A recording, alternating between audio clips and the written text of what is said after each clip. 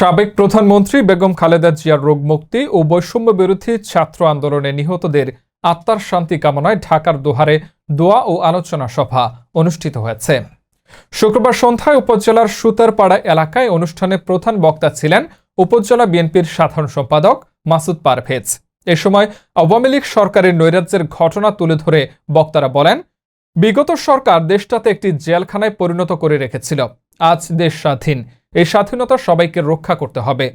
Sutarpara union বিএনপির সভাপতি মোহাম্মদ কুব্বাত সওদাগরের সভাপতিত্বে ও বাহলুল ব্যাপারীর সঞ্চালনায় অনুষ্ঠানে আরও উপস্থিত ছিলেন ঢাকা জেলা যুবদলের সিনিয়র সহসভাপতি আবুল হাশেম, হাকিম মোল্লা সহ বিএনপি ও অঙ্গ সংগঠনের নেতাকর্মীরা।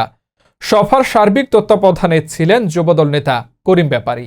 এই হাসিনা সরকার কোন সরকার? দীর্ঘ 17টি বছর এই বাংলাদেশে রাজত্ব করে গুম, খুন, হত্যা এবং হাজার হাজার মামলা করে বাংলাদেশের জনগণকে একটি কারাগারে রূপান্তরিত করেছে।